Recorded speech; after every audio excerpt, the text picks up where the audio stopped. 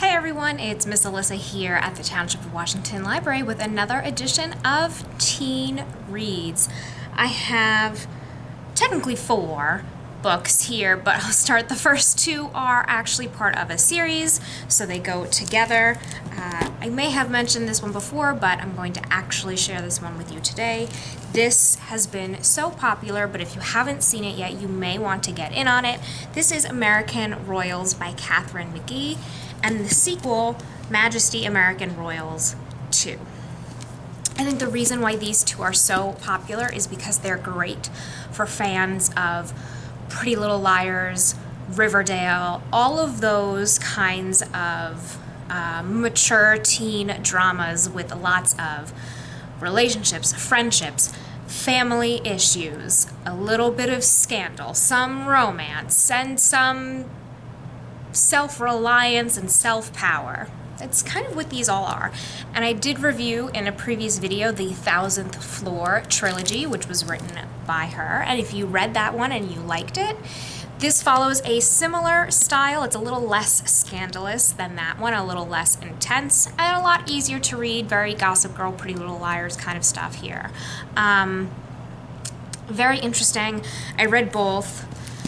If you've read both, I would love to know what you think about the ending of the second one. I have feelings. I'm sure you will too. So let me read the premise of the first book for you, and you can decide for yourself if you would like to find out what happens. It's just an alternate universe, and you'll see what I mean. When America won the Revolutionary War, its people offered General George Washington a crown. 2.5 centuries later, the House of Washington still sits on the throne. Like most royal families, the Washingtons have an heir and a spare. Each child knows exactly what is expected of them, but these aren't just any royals, they're American. American royals, we don't have that, but that's the alternate part of this, obviously. Okay. As Princess Beatrice gets closer to becoming America's first queen, the duties she has embraced her entire life suddenly feels stifling. Nobody cares about the spare, except when she breaks the rules, so Princess Samantha doesn't care much about anything either. Except the one boy who's off limits. Then there's Samantha's twin, Prince Jefferson. If he'd been born a generation earlier, he would have stood first in line for the throne, but the new laws of succession make him third. Most of America adores their handsome prince, but 2 very different girls are vying to capture their heart. New York Times bestselling author Katharine McGee imagines an alternate version of the modern world, one where the glittering age of monarchies has not yet faded, and where love is still powerful enough to change the course of history. Or is it? I don't know. What do you think? I don't know.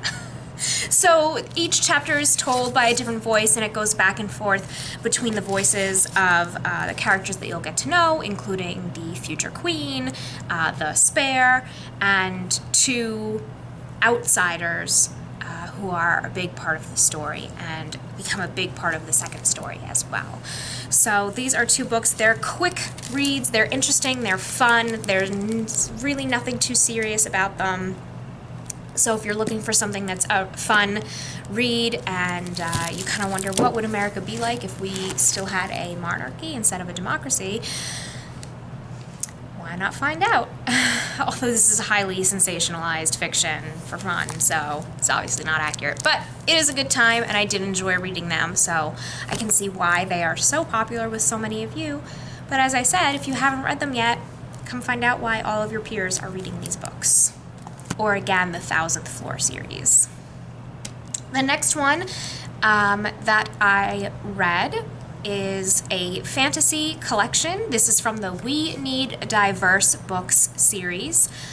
This is called A Universe of Wishes, and as you can see down here, there are so many popular young adult authors who are included in this anthology. One of the other anthologies from the We Need Diverse Books collection we also have on the shelf that is called Fresh Ink. But that one I believe is realistic fiction, and this one is all fantasy. So if you are into fantasy and you're looking for some short stories that you can buzz through that are very interesting and make you feel good or make you wonder, or just want to give you somebody to relate to, check this out. So I had a really good time reading these. Some stories are longer than others. Some endings are more satisfying than others. There are a few in here that connect to a larger series. Maybe these are prequels or offshoots of stories that you may already know from our young adult room. But the premise of all of these is that you're not going to find the same kid or the same kind of kid in every story. It's so diverse. We have stories that are based around strong females, Latinx people, people of color, gay, straight, trans, non-binary. You're gonna find all of the people that you want to read about, or people that maybe reflect you or your best friend or somebody in your family. They're in here. There are so many different kinds of characters in here, and so they have so many different kinds of goals. They harbor magic. They're fighters. They are looking to conceal or take hold of magic. They are looking for happiness. They are searching for themselves. There are so many kinds of stories and so many characters that you can relate to in here. And so I love the We Need Diverse Books collections because they may introduce you to authors that you may not have read before. I know sometimes when you're looking at the shelf it's a little overwhelming and you're thinking to yourself, where do I start? What do I read? Which authors are great? These collections can help you out. We do have some other collections, not from the We Need Diverse Books anthology series, but some other collections both of nonfiction and fiction stories, such as All Out, which is great LGBTQ plus stories. Some of them are true, some of them are fictionalized. And again, that's another anthology where you can say, I like the way this author wrote this, I like their style, and go pick out a full-length novel by that author. So this is a really great introduction to some authors that you may or may not know. And again, I just love the diversity. I love that each story has a character from a different background. And if you're tired of only reading about the same kind of super wonder kid in some books, these characters have flaws, they have challenges, they have strengths, they have wonderful characteristics, and they're not afraid to unapologetically be themselves. And I think that's really one of the best things when we're reading a book, right? So, and again, these are all fantasy-based, so they're a lot of fun too. There's some space, future, magic, a lot of fun stuff. I enjoyed reading it. I hope that you do as well. The last one, you probably know this one, but I don't know if you have kept up with it, especially it started when you were younger, and now that you are busy, you may not have known that it continued. So if you read and liked the Miss Peregrine's Home for Peculiar Children series, the 6th and final book is finally here. This is The Desolations of Devil's Acre, and yes, it is written in the same style as all the rest, with lots of creepy vintage pictures that I seem to be passing by right now. Let's see.